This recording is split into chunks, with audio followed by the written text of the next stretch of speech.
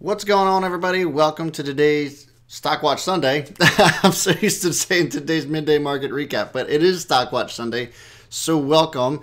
This is Own the Chaos, where we talk about everything over-the-counter stocks. And so today is just we're going over what we're going to be watching throughout the week, or what I'm going to be watching out for the week. And it's just an attempt to just kind of like get you to understand how I see value in certain stocks. It's not necessarily a here's what to buy type of list, or here's what to sell type of list. It's just something to put on watch that may possibly move throughout the week, and I'll give you some reasons as to why, and kind of go from there. And if you guys want, you can feel free to ask me questions on why I see value on this. If you want to throw a ticker out there, by all means. But I would ask you that if you're going to ask about a certain ticker, that you give me some sort of reason as to why you see value in it, instead of just saying insert ticker here and that's it.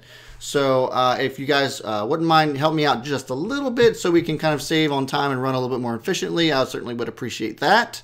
And so welcome. If this is the first time you're watching this channel, I certainly appreciate the view.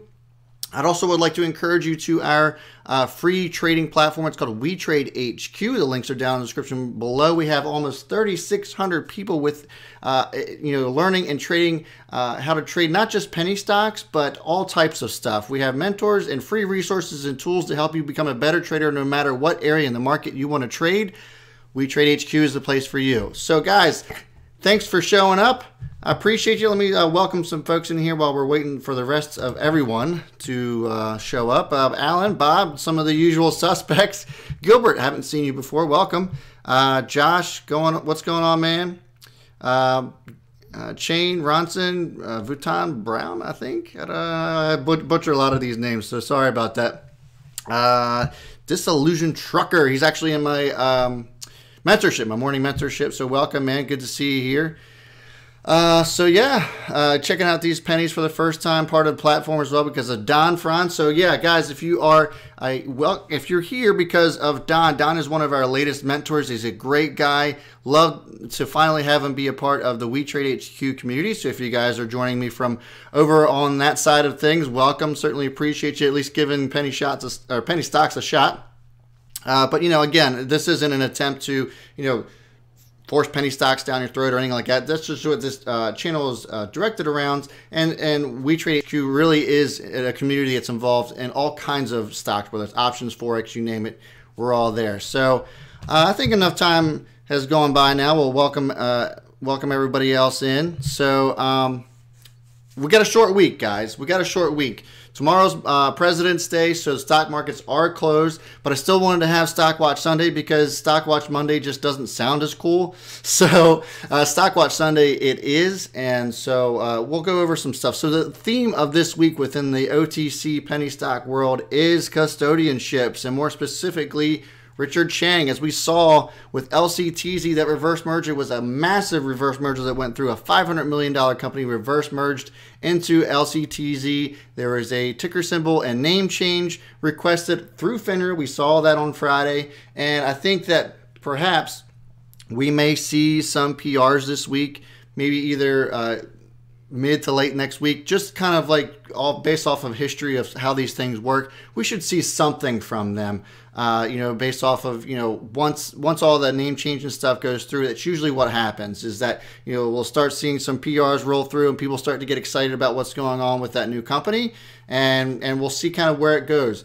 The thing is, though, is that Richard Chang has a couple of other tickers out there, and we saw an insane blow up. I had my midday market recap, and after I got off the midday market recap, all these other Richard Chang tickers just went ballistic. A couple of them that one of them that I'm in, and then a couple other ones that other folks that were in within our WeTrade HQ community, and it was just pandemonium everywhere. There was a couple of 1,000% runners. TBSS comes to mind. CNHC was one that we were watching on our midday market recap on Friday. That also went nuts. And so it's just been Richard Chang everywhere. I'll go over a couple of ones that I think could still move going into next week because of all of this, what we call sympathy type plays. And the sympathy type plays are basically is just, LCTZ had that massive reverse merger, and, people are seeing how valuable maybe Richard Chang is at, converting these shells over into valuable companies. And so that is kind of the hype that everybody's kind of riding on. And so there's plenty of areas that you can capitalize on that hype. And so that is why I think that could be the theme going into next week. A couple of other ones that are out there that I think might end up moving next week, but we'll see. So yeah, LCTZ, Dave was saying LCTZ, CNHC, INBI. INBI was the one that I was in. We'll cover that one as well. So yeah, great turnout, guys. Good to see you all here. So I'll go ahead and start sharing my screen here. So again, if you are not familiar with WeTrade HQ, this is the platform that is absolutely free for you to join. You can use, you can do technical analysis and all kinds of other stuff. You can import your trades. We also have that WeTrade Live feature as well, if you're interested in checking that out, where you can, I'm sure there's probably people on WeTrade HQ watching me right now through the WeTrade Live feature. So it's our latest addition to the WeTrade HQ platform. And again, all of this is absolutely free for you to join. So LCTZ. Went over this on, going into the end of last week, and how this was starting to really kind of downtrend, fall into this descending channel. And, the positive thing that came out of this descending channel is that it started to break out. And I think the reason for that being was because, and so this is Richard Chang, Mark DeMaria is now the president and CEO. Mark DeMaria is the president and CEO of DevMar development company, which is worth over $500 million. It's quite a successful company, and so that is why people are getting excited over LCTZ, which is now DEVM. So the ticker symbol change is official. La Cortez Energy is no more, and it'll be DevMar Equities Inc. Per the FINRA website, which means that this company has officially gone public. Again, I think we'll see what's going on. We'll hear a little bit more from the company. That's the expectation. That's historically what happens. I'm not saying that's for sure going to happen or that this stock is going to go nuts. But given the fact that they just basically had their IPO via a reverse merger, things could get exciting for DEVM. We'll see where they go from here. And again, that is why we're watching it throughout next week. One of the sympathy plays, as I mentioned, a sympathy play is going to be one that's running because of some other events. So LCTZ is now, reverse merged as DEVM because of Richard Chang, who is basically what Richard Chang is he is a salesman for shells. So he finds these quality shells to be able to set up as candidates for reverse mergers, and that's what we saw with LCTZ. He also has possession of CNHC, which basically means that he's going to be looking to turn this one into a shell that could be reverse merged into, and not to put too much emphasis on this, but basically somebody reached out to him, and this is really kind of blurry right now, so I'm going to read it off to you. Somebody went and bugged Richard Chang. I don't put too much into this, but I could, this has got to be why it was moving so much on Friday. Somebody reached out to him, and he basically replied saying, that here at Tech Associates, we're working with organizations that desire some SEC compliant publicly traded companies. So briefly, answer to your question, yes, the current receiving company is to be announced sooner than later, meeting our February 22nd agreement, which is this week. And so we'll see, perhaps we'll see as early as Tuesday where CNHC actually lies, who the reverse merger candidate is. If it's somebody as big as DEVM, this thing could go quite nuts, just as LCTZ did before it was changed into DEVM. So this is like another one of those sympathy plays that I want to try to. I'm curious as to see how this is going to play out going into next week with that, basically that email response from Richard Chang himself.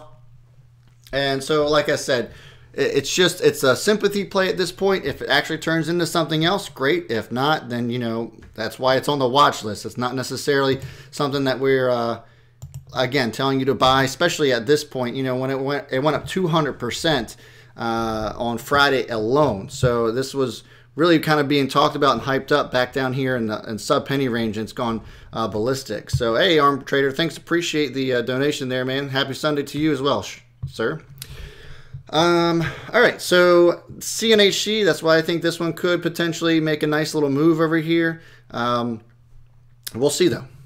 Next one is one that I personally got into back on the 8th when we found out that this was also a Richard Chang related stock. And I think the way that this is trading, somebody must have, I mean, look at this chart. This chart is the silliest thing I've ever seen. So, and this is kind of the craziest stock that I've actually ever been a part of. It's not the craziest one I've seen move, but the one that here that I got in at, below 2 cents, got in at right around 01, and I guess somebody made a market buy all the way up here at 16 cents. I turn around and look at, my portfolio, the position that I'm in on INBI, and I was like, oh my God, what the hell's going on? And then all of a sudden it sells back off and comes back down here because it had to have been a market buy all the way up here at 16 cents. I mean, it started to get some nice action, some nice little volume came in, earlier in the day, and then it really just went ballistic on that market buy. Like I said, it's got to be what it was. It went from, 2 cent range all the way up to almost 17 cents in like 5 minutes. And it had to have been what it was. Worked its way back down. Still closed on a really great day. For me getting in around a penny, and for it to close at 4 cents, above 4 cents, as you can see on Friday, it was a great day for INBI nonetheless. I think if we look at INBI from their share structure, and this is OTC Markets, by the way, if you're not familiar with OTC Markets, this is where I go do a lot of my due diligence and basically find out what their share structure looks like, what kind of filings do they have out, that sort of thing. So this hasn't been updated in quite some time, but just given the way that this is being traded, I have to believe that this share structure has got to be somewhere close to that. It remains to be seen. We'll see if this custodianship actually goes through Richard Chang. This is supposed to be scheduled for, I believe it was, the filing date for that was on February 1st. The hearing date was, March 13th for this. So in the matter of petition of corporate compliance, that is Richard Chang. He's part of Corporate Compliance LLC. And, that is supposed to go through on the 13th. So what I'm expecting is that if CNHC has a very powerful reverse merger candidate, just like they did with DevMar, my thoughts are on this is that it could potentially be quite a little monster here with INBI. Basically if Richard Chang is 2 for 2 on these. So this is that time of year where stuff goes nuts with this kind of stuff. So like I said, INBI looked like it was one that was super thin for me. TBSS is another one that had a custodianship on Richard Chang. That's one I actually didn't get into, but a lot of folks got in at 003. TBSS went completely ballistic on Friday as well. It was, like I said, Friday afternoon was somebody clearly expressed their frustration on not getting in on TBSS as well. But it ran from, let's look at the 30-minute chart here. It ran from literally 0003, went all the way up to well over a penny and a half. Unbelievable move. TBSS was another, like I said, Richard Chang custodianship. And so it's, wow, crazy, like I said, pandemonium with all the Richard Chang stuff on Friday afternoon. My thoughts are that the theme of next week is probably going to be all Richard Chang, but we'll see where that goes. Those are the ones that I think are going to move because of all the Richard Chang stuff. This is one that is a dark horse for me. This is SNRY. I got into this on a whim. I saw some interesting volume. Lots of times when I'm looking at my scanner and I see unusual volume, an excessive amount, which is what I saw over the last couple of days on SNRY. It worked its way back down to around 0005. There's not much else to go off of here, to be completely honest with you. It was one of those things, anytime I get into a 000 stock, honestly, it is a lotto play, and a lotto play, it doesn't go any further than that. Basically, if you got a few $100 or maybe even $1,000 that you don't really care if it really tanks or not, obviously we don't want to lose money, but it does happen in the OTC, happens in penny stocks because of the of the volatility. But it's one of those things where maybe it'll go, maybe it won't. And it's one of those things you just can't put a whole ton of money in it. But if you put it, like I said, even if you put $500 into something like SNRY because unusual volume showed up, and your account can support something like that, if you happen to take any sort of loss, the upside potential there, I think, is greater. Even if it drops back down to like 0005 right now, even if it drops down to 0004, 0003, and you only put $500 in it just to kind of, like I said, a lotto play, happens to drop back down, you're only down $100 or so, 100 or $150. So, I mean, is that something that you're willing to risk $150 on a chance that this could really make, you know, a 002 or 003 type of run because of this crazy unusual volume? Maybe. But like I said, it is a lotto play nonetheless. SNRY, the share structure isn't spectacular, but for a 000 stock, it's actually pretty decent. We'll see where it goes, though, next week. We'll see if that unusual volume continues, and maybe we find out as to why that unusual volume decided to show up on SNRY. Or perhaps I might be stuck in it, but we'll see. Like I said, it's a lotto play, not something that I'm completely crazy about, and we'll just kind of leave it at that. The last one that I'm going to go over tonight is going to be NTAH. NTAH was one I got in. This is actually another custodianship type play, but it's, you know, a different salesman, if you will. So David Lazar, not somebody I'm too crazy about. Usually takes forever on a lot of these reverse mergers. He's had a couple of quality ones, but I got in around 0059, so which means that I'm actually pretty, you know, a little red on this one so far. Maybe I could have waited around, but he had a custodianship for this on Friday at 3 p.m. We still don't know the outcome of the custodianship if he in fact took it over. We will see if he does. If he did, then it could make a nice little pop on NTAH. Not planning on making this a super long-term type of play, but we'll see where that goes once we find out the outcome of that custodianship on NTAH. So that is all the ones that I have that I'm planning on watching this week. I'm wanting to see if anybody has anything they want me to take a look at. Yeah, hey, thanks, appreciate that. Yeah, if we can keep the cuss words down to like a PG-13, that's fine with me. I mean, I know we're all adults here, but yeah, that's fine. I don't want to spend too much time on it. It's no big deal. So let's see if there's anything that anybody has any questions about.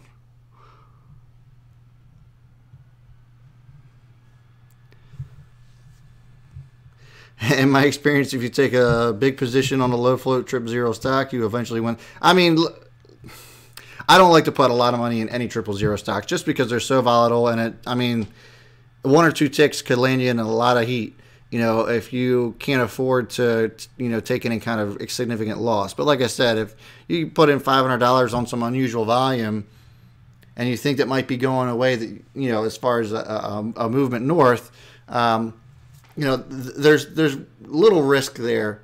As opposed to the upside. You know, we've seen plenty of 000 stocks. VYST, my goodness, VYST went from 0007 the beginning of the year and now has had highs of what, close to 15 cents. So that happens. If you had $500, what, that's a million shares at 15 cents.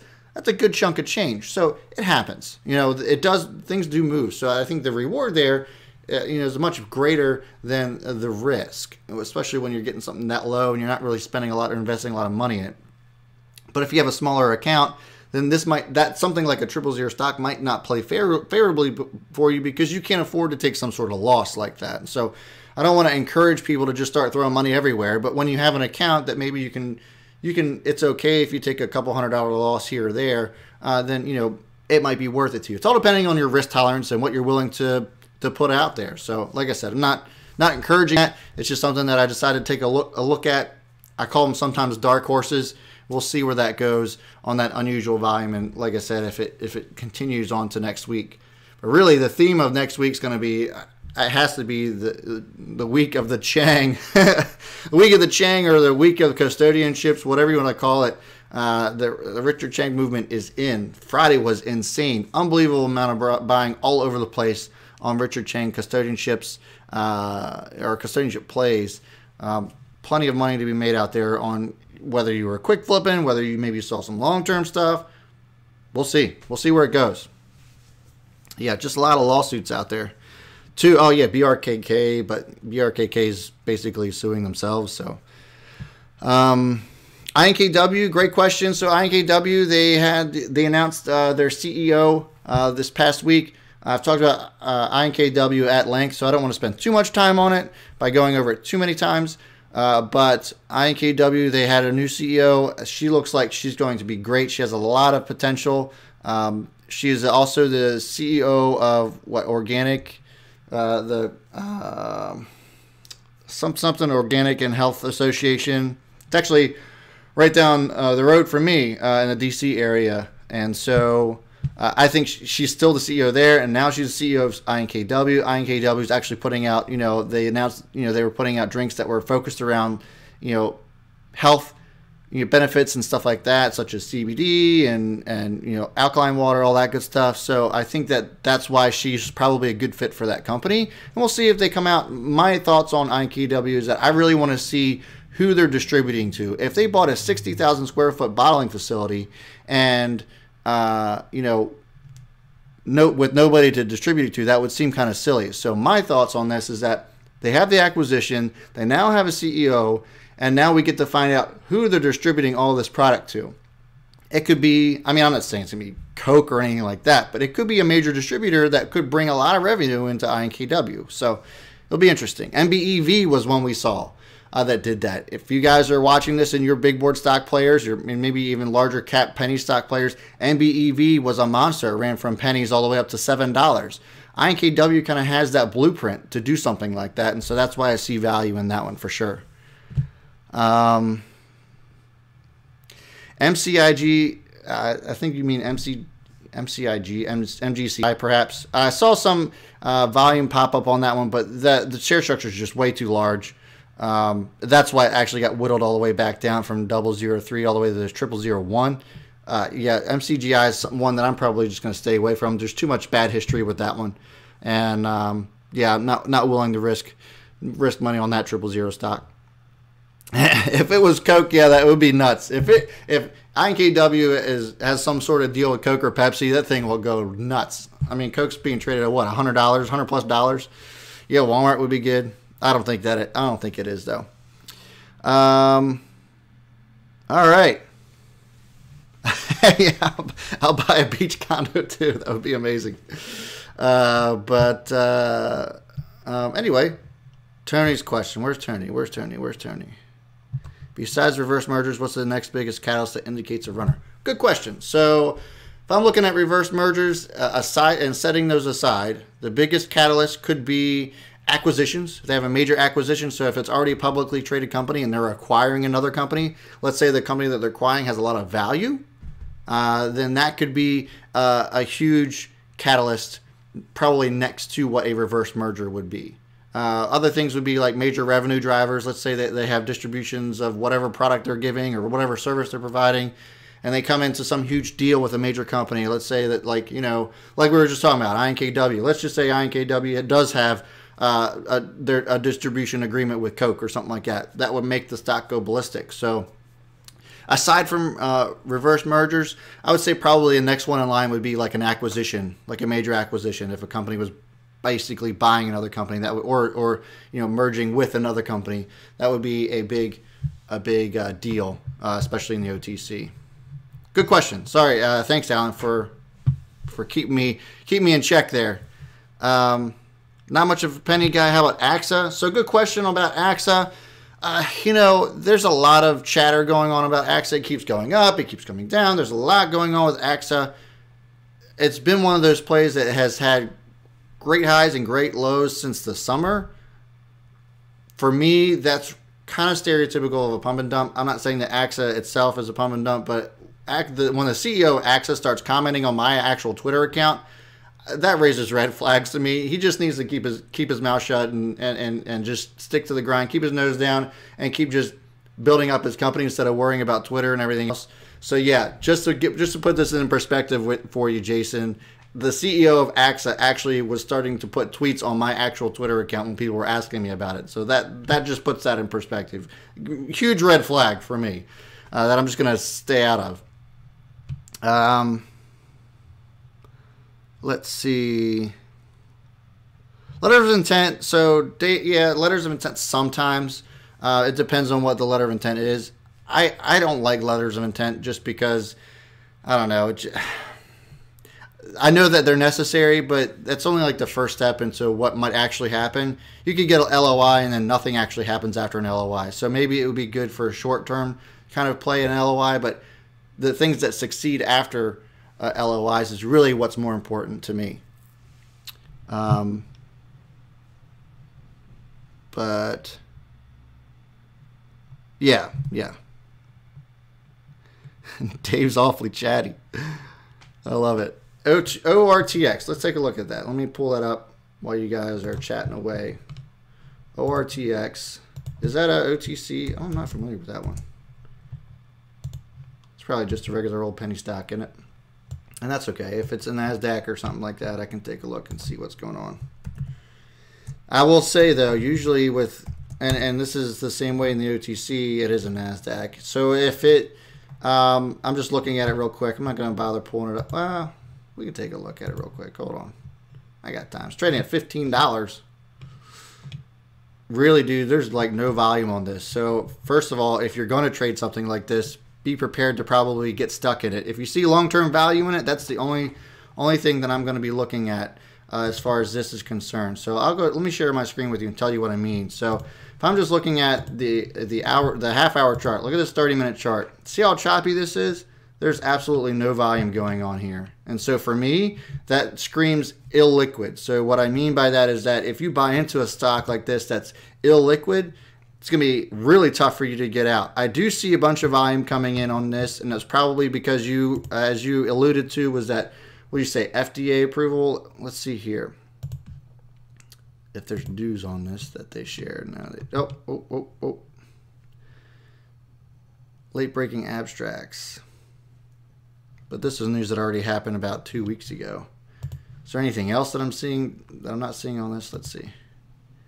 LOI is toilet paper. Sometimes, yeah, it can be. I swing a lot of stuff, Harjo. I hope I pronounced that right. So Harjo, yeah, I swing a lot of stuff. There's plenty of stocks I'm in right now. One we were just talking about was INKW. I've been swinging that one since early November, late October, somewhere around there. So, are we expecting any news from INKW? I would assume so. I mean, I don't think the announcement of the CEO is where it stops. You know, I think there's plenty more to come. Like I said, I think that we find out who they're distributing to. My thoughts are they've already had an idea of who their distributing partners were before they even bought a 60,000 square foot bottling facility. I can't imagine that was cheap to do. So why would you buy something like that if you didn't already have a plan in place? So again, that's kind of like what my thoughts were on the whole INKW thing. Do I trade specifically only penny stocks? Yes, I do. I love the volatility. It's kind of what I live for. I love watching something go from a 0005 to 15 cents like we saw with VYST. That type of rush and that type of excitement is what I live for in the OTC penny stock world. So yeah, that is why I trade it, and I trade really that only. I don't like to just day trade you guys all day long. So anyway, guys, looks like comments are drying up. I'll go ahead and cut it there. If you guys are new and you're visiting this channel for the first time, I certainly appreciate the view. I appreciate your time involved in the participation. What a great turnout tonight, guys. Certainly good to see all the new faces. It's been great. So if you're interested in checking out our free platform, again, we have almost 3,600 people from around the globe learning and growing and celebrating each other's success, and it's super awesome to see. And it's not just focused around penny stocks. Me and my partner Jay created WeTrade HQ for it to be about anything. Anybody who wants to follow or trade anything, and that they can just stay under one roof. And that's going to be at WeTradeHQ.com, so that no matter what you're trading, WeTrade HQ is the place for you. I also have mentorships and everything else that's that you want to check out. If you want to step up your trading game, that's all available for you down below. And that is it for me, guys. Again, as a friendly reminder, no trading tomorrow on President's Day, and I will see you all before the bell on Tuesday. That's it for me, guys. B. Smith is out. Enjoy the rest of your weekend.